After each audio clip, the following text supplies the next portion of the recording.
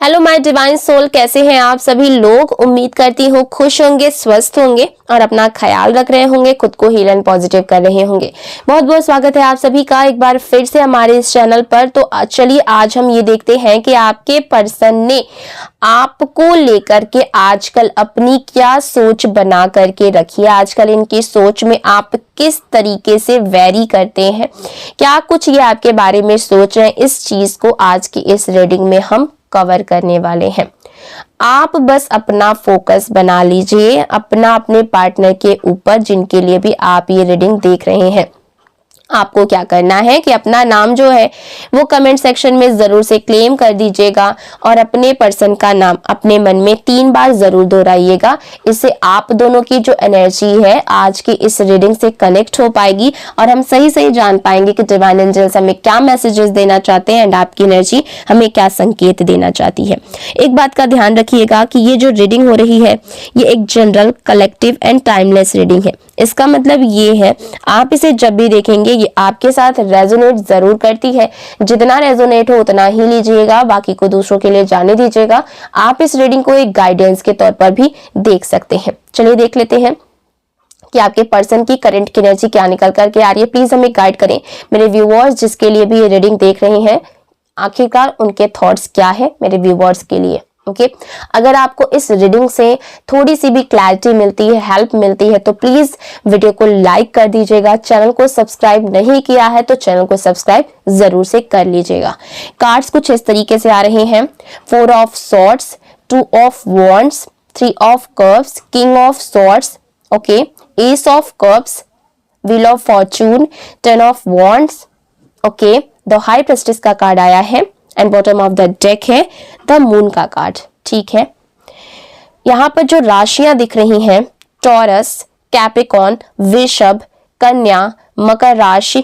Okay वैसे तो ये सारी राशियों के लिए है बट ये स्ट्रॉन्ग राशियां दिख रही हैं। कैंसर, मीन, वृश्चिक राशि, ओके, पाइसेस, स्कॉर्पियो।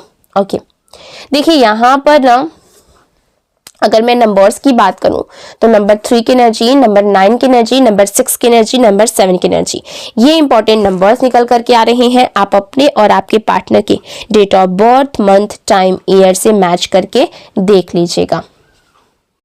देखिए इस इंसान के मन में ना आजकल आपको लेकर के ये चीजें बहुत ज्यादा एक ना डाउट यहाँ पर क्रिएट कर रही हैं कि आपके पास बहुत सारे ऐसे ऑप्शंस हैं जो आपको ना इनकी याद दिला रहे हैं।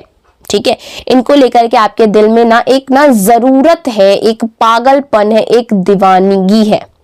जो आप रिप्रेजेंट करते थे वो यहाँ पर बचा रहे हैं। ओवरऑल इन्हें ये चीज काफी ज्यादा फील हो रही है व्यूअर्स कि आपने इनके साथ के रिश्ते से निकलने का फैसला ले लिया।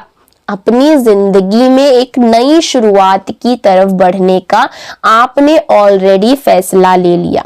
ये अभी भी आपको लेकर के, आपसे जुड़े हुए रिश्ते को लेकर के ये सोच रहे हैं या इस चीज की ना ये उम्मीद लगा करके बैठे हैं कि आप अभी भी इन्हें उसी तरीके से चाहते हैं। अभी भी आपके दिल में इनको लेकर के उसी तरीके की फीलिंग्स हैं, जबकि यहाँ पर आपने इस रिश्ते में ना अपने आप से रिस्क ले लिया है। तो इन सब चीजों के बेस पर ये कहना गलत होगा कि आपके पर्सन को ट्रस्ट इश्यूज की बीमारी है।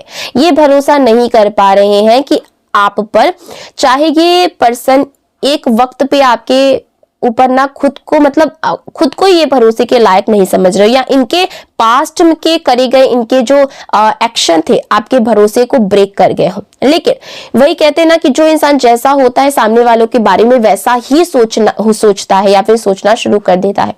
तो आजकल इस इंसान के दिल में आपको लेकर के यही चीजें हैं कि जो आपको इस रिश्ते में पहले दिखा करता था, देखते थे, फीलिंग्स, प्यार, इमोशंस, म्यूचुअल अंडरस्टैंडिंग, वो सब चीजें अब आपको नहीं दिखाई दे रही हैं। और उन्हीं सब चीजों के चलते यहाँ पर आपने अपनी जिंदगी में ना इनसे दूर जाने का ऑलरेडी फैसला कर चुके हैं। ये चीज इस इंसान को इतना ज्यादा फ्रस्ट्रेट एंड इरिटेट कर रही है कि मैं बता भी नहीं सकती।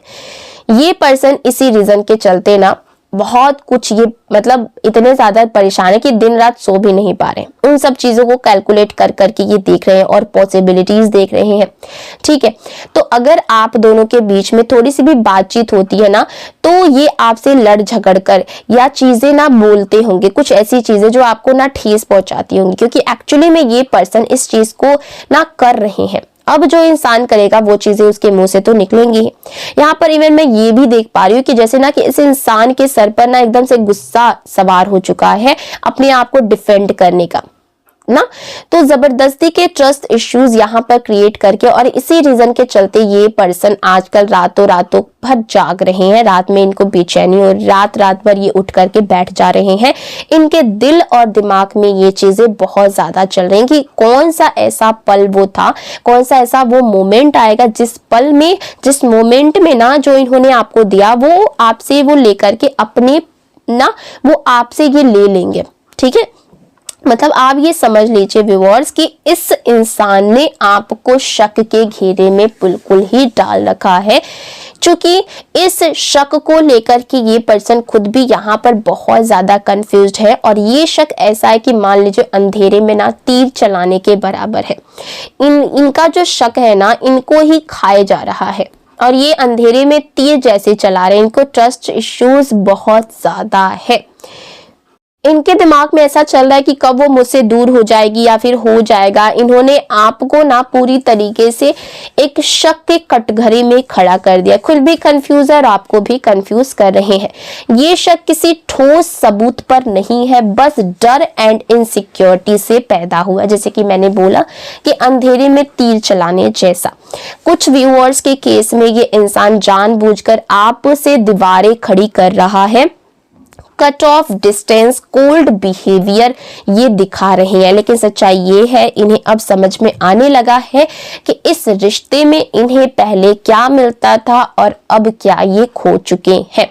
आप जितना अपनी लाइफ में क्लियर एंड प्रैक्टिकल हो रहे हैं, ये उतना ही ज्यादा कंफ्यूज हो रहे हैं। इन्होंने बार बार यही फील हो रहा है इनको, आप इन्हें धोखा दे रहे हैं। आप चाहे ऐसा हो या फिर ना हो, कुछ केस में इन्हें लगता है कि आपकी लाइफ में कोई और है, आप स्टेबल हो चुके हैं, आपको छोड़ना अब इनके लिए आसान है।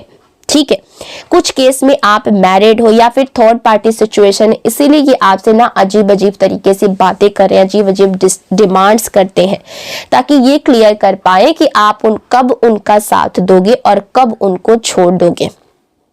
ओके, यहाँ पर पेज ऑफ कप्स के साथ ये साफ दिख रहा है कि अगर इन्होंने आपको ब्लॉक किया है तो कभी कभी अनब्लॉक करते हैं, और अगर ब्लॉक नहीं किया है तो आपको सोशल मीडिया पर स्टॉक करना, फेक आईडी से आपको देखना, छुप छुप कर आपकी लाइफ के बारे में जानने की कोशिश करना, क्योंकि दिल अब भी आपकी तरफ ही इनका खिंचता हुआ चला आता है।